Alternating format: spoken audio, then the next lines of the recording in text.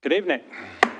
I will call to order a Wilsonville City Council meeting for September 17th, 2018 at 7:04 p.m. Request a roll call, please. Councillor Stevens? Here. Councillor Lehan? Here. Mayor Knapp? Here. Council President Starr and Councillor Akroval are both excused. Thank you much. So we have a bare quorum here, but we will take care of business. So would the audience please rise and join us in a Pledge of Allegiance?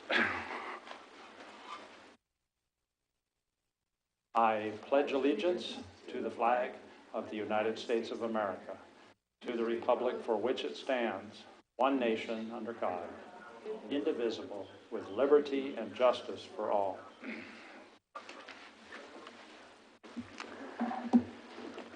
And I would be open to a motion on order of agenda. Your Honor, I move that we approve the order of agenda. Second. Moved and seconded. There should be copies of the agenda at the counter at the side of the room if anyone would like to have one. All in favor, please say aye. Aye. Aye, it passes 3-0. Bringing us to citizens input and community announcements, which is an opportunity for visitors to address council on things that are not on the agenda. Also time to address things that are on the agenda but not scheduled for formal public hearing. Staff and council will make every effort to respond to questions raised during this portion, either before tonight's meeting ends or as soon as possible thereafter. We ask you to limit your comments to 3 minutes. I have one speaker card. If there's anyone else that would like to speak, please complete a card from the counter and pass it forward to the city recorder. Ms. Lucas. Yes. Please pick a microphone that you like the looks of and sit down and give us your name. Okay. For the record, my name is Barbara Ann Lucas. Okay. Can I stand? Try to get near the mic is all, because you are on television Yes. with our public access Okay. here. I just feel more comfortable standing. Yeah, identify yourself if you would to start with. My name is Barbara, for the record, my name is Barbara Ann Lucas. And you live? I live in Wilsonville. I brought my ID card should Okay. you need to see it. All right, that's fine. I've been here 9 years. I'm formerly from California. And I was a city planner there, and I was an RN case manager. I had 2 occupations. My daughter is now vice president of her husband's company. Very proud of that, my only child. Now, the reason I am here today is because I am going to complain. Newsflash.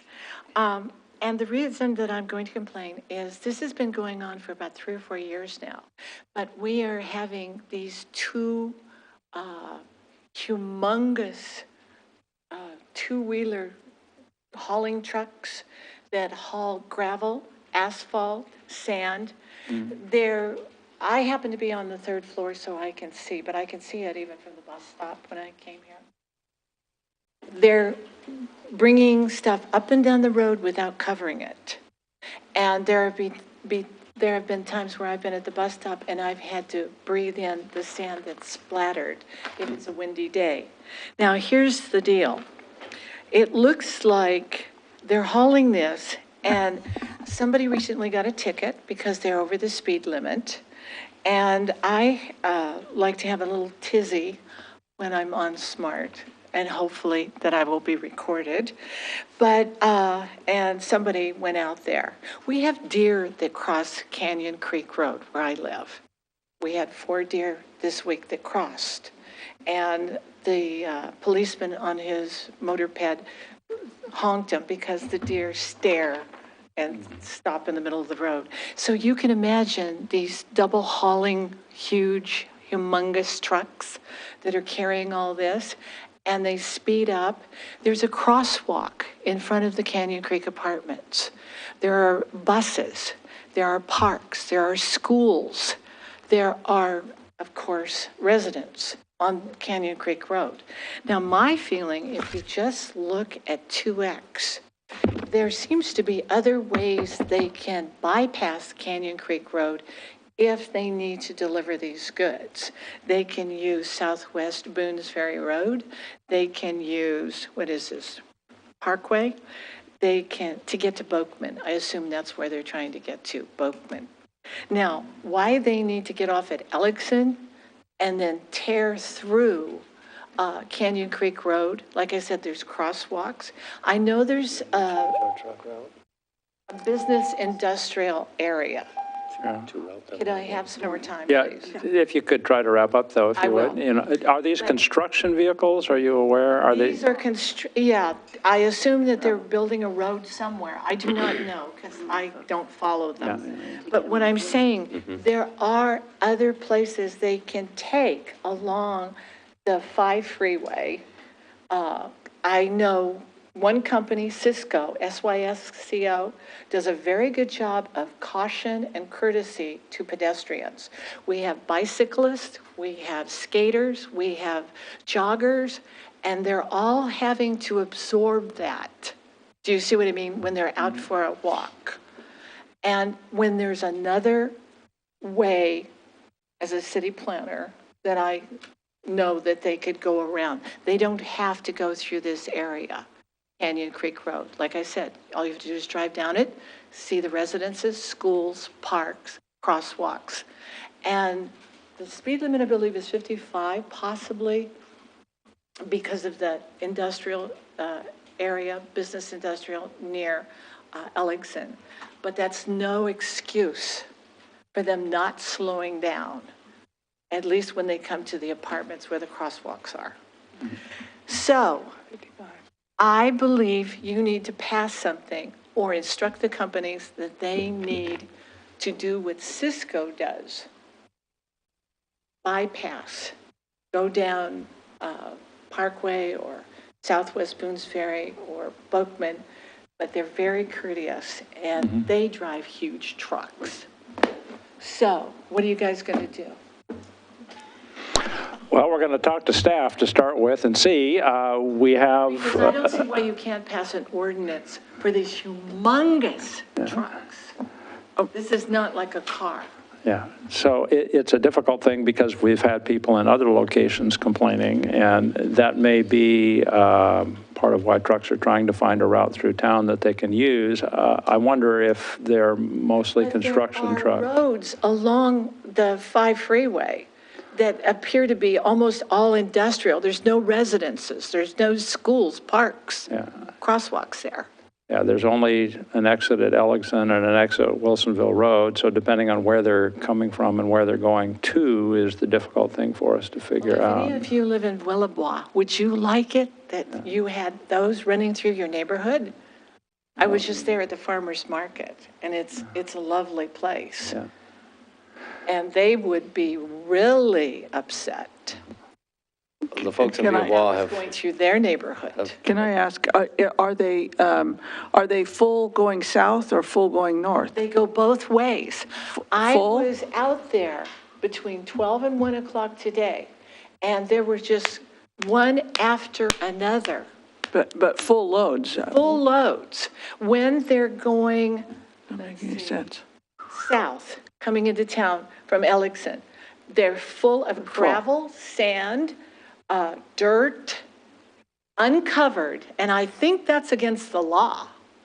And then the other thing, because they don't want to bother, and I don't know where they're going, because I don't jump on the bus and follow them or run down the road. But they're just one after another, after another, after another. This goes on all day. Well, we need to have some people kind of look into it before we can really make any judgment about what alternatives we have or what. But you have, What like I kind? said, commercial roads that they can use. It isn't as if they don't have a choice. Why they choose to go through? I don't see any roads being built or houses all the way to Boakman. So why can't they come from another direction? Do you see what I'm saying? Yeah, okay. We've got your phone number down here, so we will ask staff to respond after we do a little bit more research. particular time of day, and is it just the aggregate trucks that you're concerned about? This goes on all day. Okay, but I'm asking, is it just the aggregate trucks that you're concerned about, the uncovered aggregate trucks? And are they double, are they? They're double wheelers. Double trailer. and Okay, double single-wheelers. trailers. But they're going the total speed limit and for these humongous trucks. The speed limit- Going 55 miles an hour through a residential neighborhood. What if a child tried to Yeah. cross the street? It's, Or the deer? the speed limit in there is 35. 30, they're not doing that. And somebody All right. gave them a ticket, but they're going way over that. Like I said, I used to be a transportation planner. I hated it. But the point is, I know when somebody is going way over 35. All right, so we can certainly look at enforcement and have authorities highlight that and We can do a speed survey in that area. see what's what. And just to remind council that that is the new truck route. Well, whatever projects you've got, you should contact the owners and tell them they need to instruct their drivers that are bringing them supplies. I don't know enough about how many, is there a particular time of day, They're ma'am? going every 5 minutes. Every 5 minutes? Both directions, south and north. So is it Monday through Friday? Is it weekends? Is It's it? not Sunday, but last Saturday, they were coming through and the children were out of school. Okay, the so joggers. Monday through Saturday, and is it limited to AM or PM, or is it both? It's AM. It's AM. during the day. During the day, morning or morning and evening? I would say, yeah, it starts at 7 and Okay. it'll go until 4. So we're talking all day. And if you had to estimate, how many of these trucks would you say? Just- Like I said, in an hour, I counted, how many? They're going about, past me, about every 5 minutes. And sometimes there's 2 of them. So there's 4 going together. And like I said, uncovered. I mean, it's, Okay, that's at least enough for me to ask some questions. Thank you. Okay, so. we'll get, This has been going on for a few years. And so I've decided finally to come in and say, I understand. this must end. I demand it. all right, we'll get back with you after we do a little more research. Thank you. Figure out where they're coming from, where they're going. I wonder if it isn't construction. Yeah. Yeah, Sounds like road construction to me, but we're not building, we're not building roads every. Thank you again. we were building. Thank you. too. I don't have any other speaker cards. Is there any other member of the public that would like to speak? And if not, we'll move along to mayor's business. Let's see. Next council meeting, not possible. October 1, 2018, Monday, 1st of October here is the next council meeting. And we will have things flying fast and furious, I'm sure, by that point in time. Also wanted to give a brief recap, if I could, on, let's see. Since last council meeting, I've attended the Metropolitan Mayor's meeting on the 5th, along with the Greater Portland, Inc. Small Cities Consortium. Typical kind of things happening. I guess I don't need to highlight any one, except maybe that there's a lot of discussion about the pending housing bond. And the mayors chose to not take a position because there was not a uniformity of opinion amongst the cities. It was really very close to an even split on ones that thought that mayors should endorse the measure and those that were cautious about doing so or didn't want to do that. So no position was taken by the mayors on that. I did report that this council has taken the position and is one of several cities that have done so and will be reflected accordingly, I believe, in the voters' pamphlets. Let's see.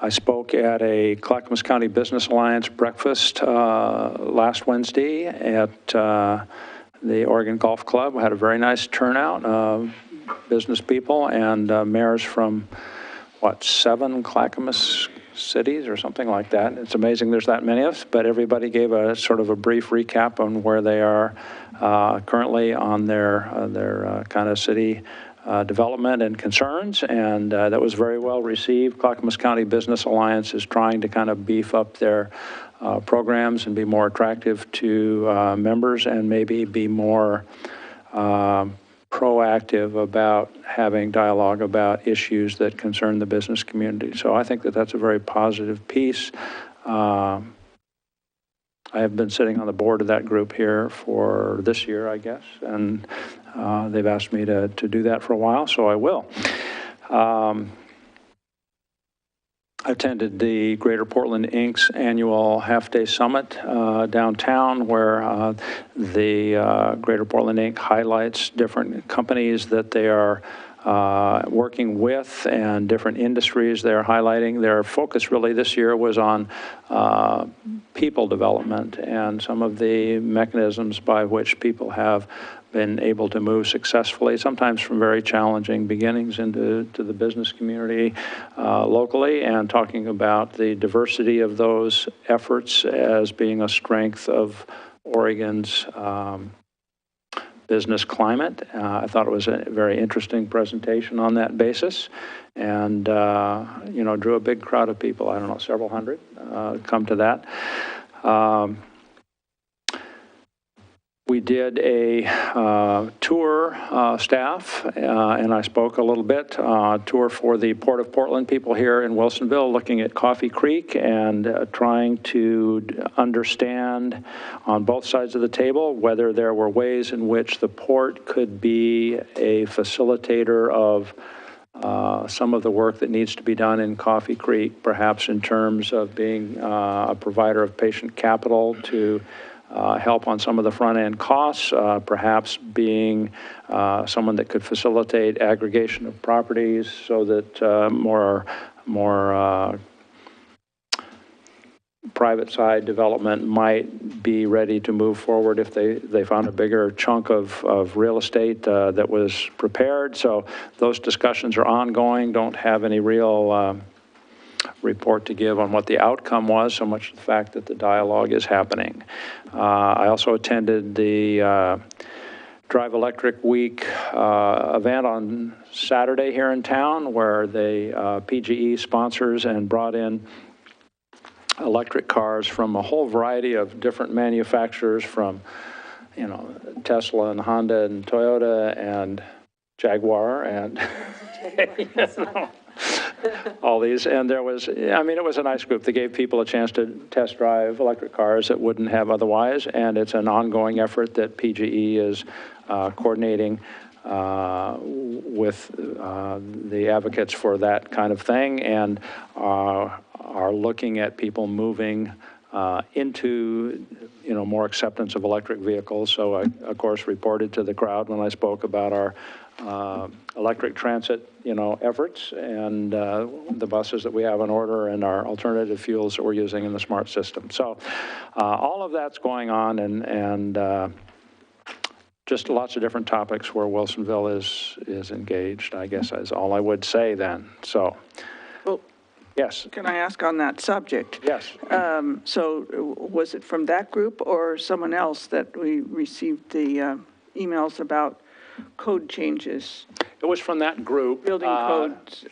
3 days ahead of the event is not a lot of time to prepare to talk about code changes for electric vehicles. It's been brought up before. But our staff did provide some input, and essentially the answer is that state legislation has mandated that all new residential construction have some kind of provision for charging effective October of 2022.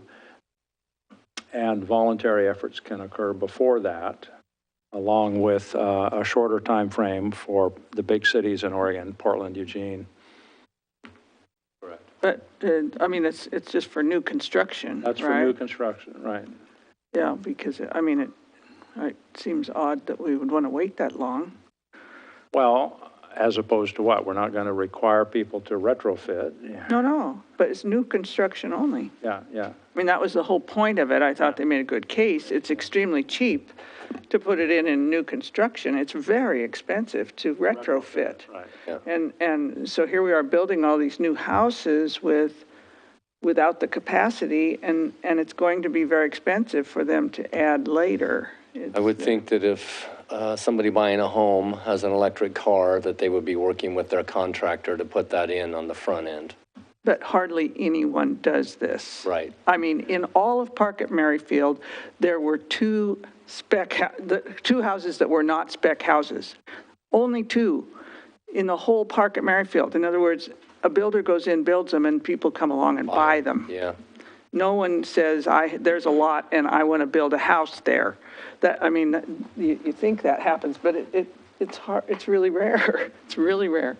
So they never have a chance to. So the alternative would be if we wanted to look as a city at adopting some of the shorter term programs such as the state mandated for Eugene and Portland that would kick in earlier and require that provision in new construction several years earlier. Or some sort of incentive or encouragement or something along those lines, especially in higher end houses, but really in any house. We have one in our house, but we had to install it, and it's expensive to do on an old house or any built house because it just isn't there. Yeah, and of course, adding a cost to the affordable end of the spectrum is also a challenge, you know. But it's really small. It's incremental when you're building the house. It's a tiny amount. It's like putting retrofitting is a expensive. plug in for your dryer. Yeah. You know, that's cheap to do when you're building the house. It's expensive later. There's a couple of alternatives, if I remember the legislation. One is to provide empty conduit in the ground for a separate service, you know, or things like that. So it's not that Ways it's to an make it- all or nothing. Yeah, There's ways a to make couple of it other- easier or encourage builders, or give them a attaboy. This is a electric ready. Size it. Yeah, you get to put this sticker on here that says this is electric ready, or something like that. I mean, it just seems like we could, as a community, because we build so many new houses, Yeah. how many hundreds of garages do we put in a year? I can talk to 150 last year. Dan Carlson in the building division and see what ideas he may have Yeah. about. I mean, maybe 80% of them are wiring them up anyway. I don't know. But it's just that clearly the trend is headed that way, and I think that's accurate. So there's probably several things we could do, and it might be that this would be a topic for a council goal for this coming year. I can start just by After the gathering first some of the year. information and bringing it Information, back. I see think what gathering we're doing information now. would be good. And I can see what other cities are doing to encourage and incentivize builders to put this infrastructure in, because Councilor Leon is right. Yeah. Putting it in while you're building the house, the cost is pretty cheap. Retrofitting is expensive.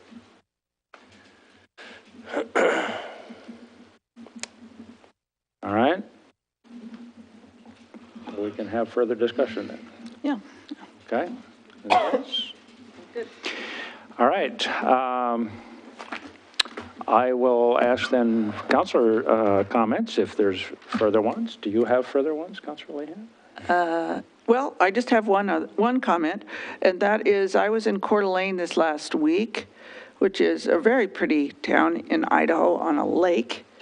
And but what I was impressed with, one of the things I was impressed with, I took some pictures I could show you, but all those ugly boxes that sit on our sidewalks with various traffic things or electrical things or who knows what, utility metal boxes, they are all painted so pretty in Coeur d'Alene. They are bright, and they have, some of them are fishes and some of them are other things. I mean, clearly talented artists. I don't know if that means high school, or are they hired an artist? They're different, but they're quite different. Some of them are, anyway.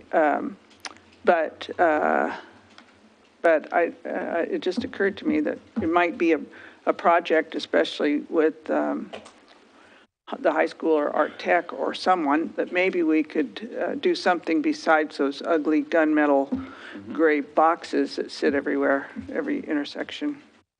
You want to share those pictures with me? We can Yeah. start by having a conversation. Are those aren't PGE?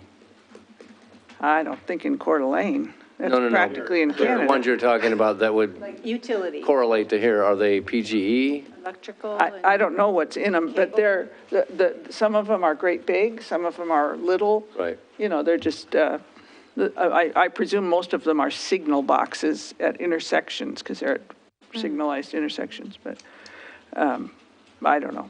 But either, they're just those gray Send me your things. pictures and we'll have a conversation. Like, if an opportunity were to arise, like for a community enhancement grant. Public Yeah, art. but we're also working on a art survey and Yeah. you know, some of those things that it might factor into a program or a subset of those. Fun thing about visiting other cities. Other is you cities. get to see what they're doing. Okay. Anything else? No, that's all. Stevens? So I'm hoping to attend the library board meeting that's at the end of this month. Like I said at last meeting, that's an opportunity to gather all the statistics from the summer reading program. They've gone from the report in tonight's packet, you know, they've launched right into their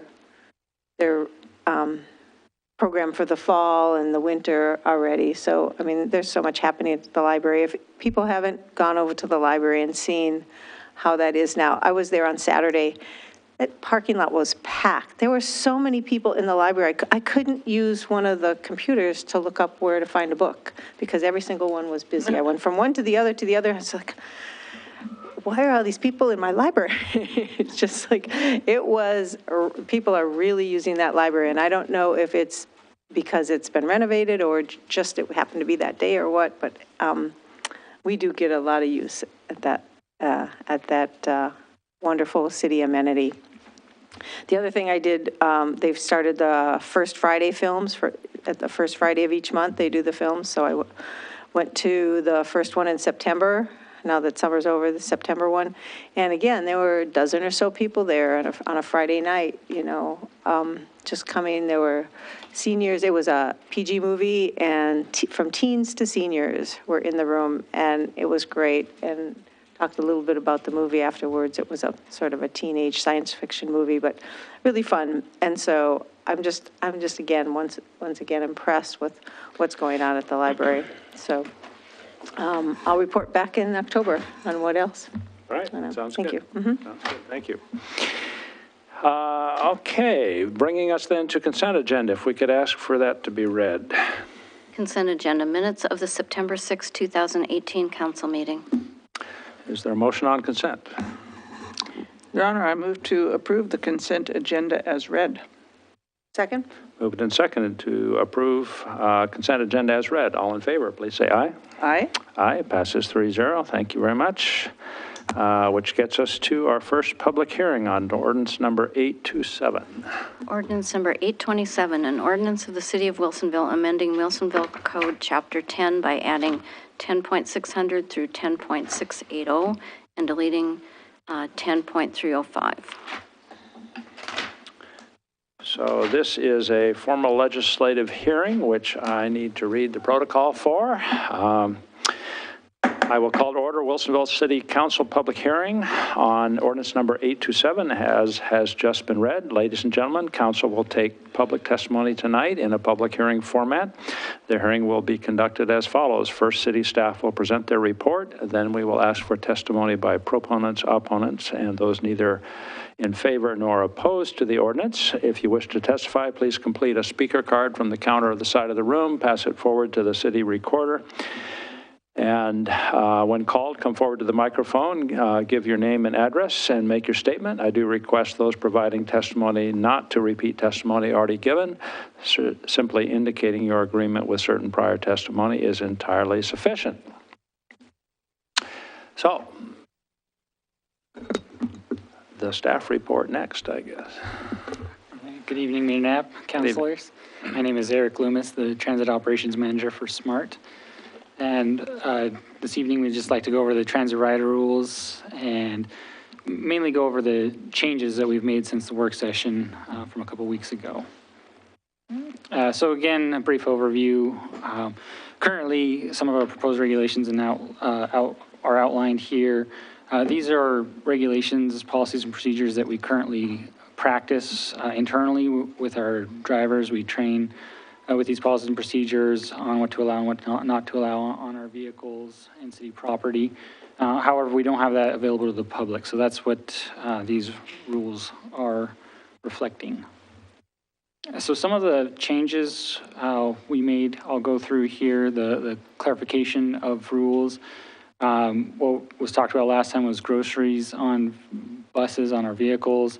And so we added into that, that chapter for not only grocery bags, but also other types of bags or boxes, anything that can carry groceries or luggage as well. So what was included there was anything that doesn't block the aisles. So that's the main concern for our safety of our passengers, is that the aisles are clear, the stairs are clear, and any of the ramps. And that, yeah, again, that goes into the luggage and groceries. Clothing, shoes, we wanted to add in there as well, that infants that are being held aren't going to get kicked off the vehicle. We're going to make sure that they're safe. So if they're being held, then they're not required to have shoes or other types of clothing. As well as clarified as if someone doesn't have clothing that covers sores or anything that may be contaminated for other customers that are riding the vehicle. We want to make sure that all of our customers are safe. Use of the bus shelters, we clarified that rule to include just making it a priority for our customers. However, in the event of weather, inclement weather, or other reasons, those shelters can be used beyond the priority of riding the vehicles. And then the exclusion rule. This one we just simply clarified to include our ADA customers to ensure that they're not excluded permanently, whereas other customers, depending on the offenses, could in fact be excluded for certain periods of time and up to and including permanent exclusion. Removing certain rules, we removed the 10660. I believe that was the smoking near bus stops that we currently had as a regulation. It was actually the list that Councillor Lehan pointed out, the list of ORSs, and instead we just changed it to applicable local, state, and federal rules. Yeah, so that was the one that we simplified in there by removing it. And then we also retained certain rules. So canvassing, we kept that the same, knowing that there's areas of public speech where we want to keep open to people. However, the bus, they would need written consent from the director to have that space available to them. Excessive noise can be a complicated one with cell phones. So we leave that, we left that in there along with the discretion of our operators, our supervisors to make those determinations. And then aimless riding as well. We retain that certain rule. And the one behind that is basically, we often have customers forget something at work or wherever their destination origination was. We have several customers that fall asleep on the vehicles. When we get to an endpoint, our operators see where their destination is, and we get them where they need to go. But primarily, this is for people who don't have destinations. We want them to have one when they're riding on our services. And then again, we're going to be marketing this to our customers. We'll be training our drivers on any of the changes that may occur here. Any questions further about the changes we've made? Council, any questions on the proposed wording alterations? I thought they were very good changes. Yeah. I thought they picked up everything we talked about, but Yeah, I would agree. Made it simpler. Yeah, the comment, as a comment, you listened really well to Yeah. what we said and just put it in there. And in words that, I mean, some of them were kind of hard to deal with, but in the language really drilled down to what the concept was. So it made it easy to understand, like there's, like the, what was I thinking about? The groceries, the food that you can carry groceries on, but you're not supposed to eat. The whole purpose was you're not supposed to eat or drink on a bus. That's what you're trying to prohibit, so there's not litter and all those kinds of things. But of course, you need food on the bus. But I also like the idea of that you can bring a cup of coffee on the bus as long as it has a top on, because I've gulped a cup of coffee before I've gotten on, just, or tossed it, because you're not supposed to. But, I think what you did a really good job is accommodating to make the rules really reasonable, but be able to control behavior that just is unacceptable. And that's not easy to do. So I really appreciated the work you did on this. Thank you. It's good. I certainly concur. I do have one question that has not come up before. Under the smoking definitions, any and all occupants of a fully enclosed vehicle driving through the smoke-free zone are exempted from the provisions. Does that mean if you're riding in a convertible, you're not legal to go through the smoking zone? Or if you're on a motorcycle, you're not legal to go through this? What is the purpose of saying fully enclosed as just saying the occupants of any vehicle driving through? Why does it have to be fully enclosed? Yeah, I'd have to go back and look at where we pulled that from, because like I said, we basically plagiarized this whole code. But the intent is to get at motor vehicles, cars, trucks, and not necessarily allowing for people on bicycles or other type of vehicles, being, skateboards or whatever, being able to smoke around a bus stop. So. And the convertible question? I would think that if they have doors that keep you enclosed, that would count, but it's probably, Maybe the word fully. I don't know. we can including convertibles if you'd like to make that part of the motion. I just think there's a lot of vehicles that don't meet the definition of fully enclosed, and while fully enclosed might contain the smoke, they could also have their windows wound down, in which case it's no different, so I don't. Yeah, and I think realistically for SMART, I see the point as far as any trolley we might have that's open without windows in some sections of it, so it might be something we could. But to me, we could drop fully enclosed and have it be just as effective. Okay. We'd bring some language back for the second reading. Well, my suggestion would be to make the motion to adopt it, but to take out the fully enclosed language. You can just bring it back second reading with that language for them to take a look at. They don't need to motion. Yeah, okay. Yeah, since this has to go 2 readings. I just lost my whole thing. Can I make a comment while you're Yes. looking? Okay. Councilor Stevens. So the 2 more things I found in my notes here. So I want to, again, commend you on this language for the smart transit shelters are primarily for passengers boarding, disembarking, or waiting, and are expected to be used for the intended purpose. So that, again, has really good language for saying, okay, if you're trying to get out of a storm, it's expected to be used but there is reasonableness about a different circumstance. So really well done. The other thing, though, I just must make a confession. It says you're not supposed to talk to the driver unless you're talking about your trip. If I'm the only one on the bus, I chat with the driver all the time. I'm not supposed to confess it. Toss you off next time. Can't do that. Focused on the road. I want to find out if they like their job. Because I'm a counselor. Don't talk to passengers. I know that. Problematic city councilors. Really chatty city councilors. I want to see how they're happy in our city. So, I know, I'm not supposed to do that. Now I know better. It's in the rules. Okay, thank you. All right, well, the original intent, Mr. Loomis, I don't know if you want to elaborate any, was the discovery that we did not really have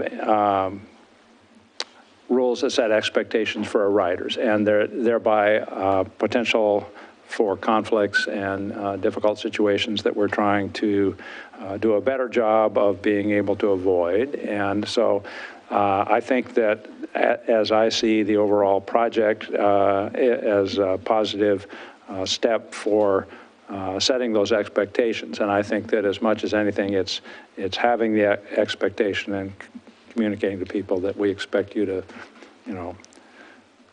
be reasonable in these ways when you're on public transit and, you're with other people. I don't know if you have any other comments that you had internal discussions, I'm sure, on that. Absolutely, very well said. It's basically, we've had, again, these policies internally, many of them. However, we haven't had these available to the public, so they may not know that they can't talk to the driver or what they can bring on as an open container for coffee. Somebody tell me. Yeah, this is really to get the information out to them and to help them understand how to ride the bus and do it safely. So have you thought about how to disseminate the information? Is that a discussion you've had further? Yeah, similar to how we put this together. There's a lot of examples already out there and available. It's taking this information and making it in a simple form, putting it on the website, getting it out on the vehicles to the public. It's basically a how-to ride guide. And just simplifies this, how to bring your stroller on the vehicle and how to secure it. So it's we've got the team is smart in place and ready to go, and 60 days before we implement it. Yeah. Okay. Good. I have not received any speaker cards from any member of the public that would like to speak. Is there anyone that would like to speak on this item? Seeing none, I will close the public hearing and ask council, what's your pleasure with regard to ordinance number 827 on first reading? And we can have any further discussion after we have a motion. Your Honor, I move to adopt ordinance number 827 on first reading with direction on that one change that was discussed. Thank you. Is there a second? Second. Moved and seconded. Discussion. Excellent job. Yes, Okay. really, really good. You really did a great job on this. It's not easy rules to write. You're directing human behavior on transit, but it's great.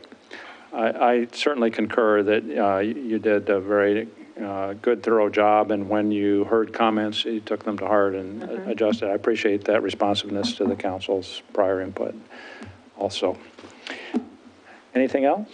If not, I'll call for the vote on the motion to adopt ordinance number 827 on first reading. All in favor, please say aye. Aye. Aye. Aye, passes 3-0. Thank you very much, and we'll look for a little bit more on the second reading when you come back. Bringing us to continuing business, ordinance number 818. Ordinance number 818, second reading. An ordinance of the City of Wilsonville repealing and replacing Chapter 8 Environment of the Wilsonville City Code, and to repeal ordinance number 482. Okay, this is a second reading. We've had extensive discussion on this, both work session and some at prior meeting. Are there questions for staff from council? I'm looking. Have we had any further input or alteration or? Nothing. No?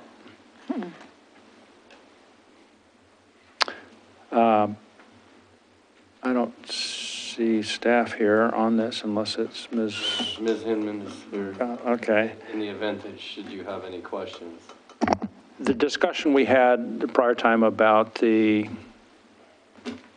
what was an attachment is now not contained within the packet this time. Right, but we'll be distributing it far and wide. Okay, so we intend to use that as a educational and guidance tool, not as a code component, is Correct. that? Okay. And that was staff's preference also. It was my recommendation, and I believe the city attorney concurs. Yeah. Okay. Concur with that. All right, well, that clarity was my only question on how things have evolved on this.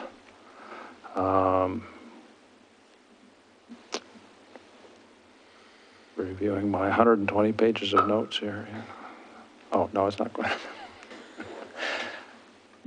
If there is no further question from council, what is your preference with regard to ordinance number 818 on second reading? Your Honor, I move to approve ordinance number 818 on second reading.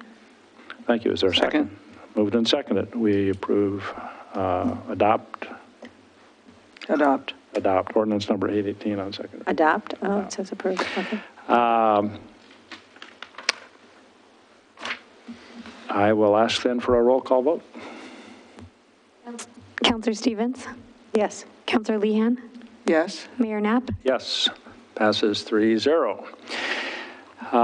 Bringing us then to city manager's business. Real briefly, I want to let you know that we are having an internal meeting tomorrow, Mayor. I know this is one of your favorite subjects, which is Wilsonville Road, Boones Ferry Road, blocking of intersections. So we're going to start with myself and Ms. Troa and the chief. It's probably going to branch out from there. I don't think there's any one solution. There's a lot of difficulties Yeah. figuring out how we're going to have a better impact down there, but we're going to have a very robust conversation to see what we can come back with. Are you going to hold it at the Starbucks there by the corner? With a crash on I-5, yeah. Maybe get some motorcycle units down there too. There you go. And then I will be at the LOC conference with the mayor. I think we're hosting on Thursday night. I believe that's set from 4:30 to 8:30 For our open house, yes. for our open house. Is that And correct? Eugene, is council coming? There is still discussion on the time. Okay, so the time is At floating. when? Oh, it's LOC 27, conference? 28, yeah. Yeah. Yeah. Who else registered for that? I've got family in town. Okay. So we assume that if have an you're not election. registered now, you're not coming, so. Yeah. All right, unless you want to drop in, I will be there greeting people that want to know a little about Wilsonville, and we seem to always have a good crowd of people. What happened with LOC? Maybe you can throw some weight around. What's with having it before Election Day? It always used to be No after idea. election. I'm not on the LOC board. conference? Yeah. It's usually in September or early October. Has been LOC? has been for LOC years. is, yeah, the annual conference. Annual conference has been since I've been on, last 6 years. Well, it's been. when I used to be on, it was in November. It would make more sense to hold it after the election, but since I've been a city manager, it's always been September. Because then they would have People that needed to know things. the new people, newly electeds, they had classes for newly electeds and stuff like that. And, you know, beforehand, everybody's tied up. It just doesn't, I know it used to be after the election. Sean Cook of Tigard is the president. We'll have to ask him. Okay. It's a good point. That's all I have. All right, thank you. Legal business? No legal business. No legal business. Council, anything further you'd like to cover tonight? Well, just, I would say that I thought that was a very nice summary we had in there. In the packet? Yeah. Oh, yeah. The packet of things. The summary. Wasn't that a city manager report? Yeah, we are exploring ways to make those more fun and informative Yeah. for the entire community. So thank you for, I thought that was very nice. thank you. Yeah. One of the storm drain pictures was right behind my house. Oh. I said, I know right where that is. That's great. Have we had any further action on the suggestion of having a crawler line about future meetings on our broadcast? We have had conversations. I can bring something back to the next council. Well, I just, we've tried to dispense with spending so much time on them here, and I thought the corollary was talking about how we would continue to promote those. Yeah, I think we're trying to drive as much activity to the website with the fully functioning coordinated calendar now, but my understanding is that technology is not cheap, but I'll check with Mark and Bill to see what more information is out there. Or the other alternative would be a static screen that listed the next 2 weeks of events or something leading up to the council meeting. I mean, there's all kinds of things. There's options that we can look at. I am currently sitting in that information. I believe they're trying to work that in. Okay, so Bill's on it. Working. All right, as long as Bill's on it, Several I'm times by Councilor Lee. fully confident that we'll get there. All right, I will call adjourn then at 7:53. Thank you one and all. Okay.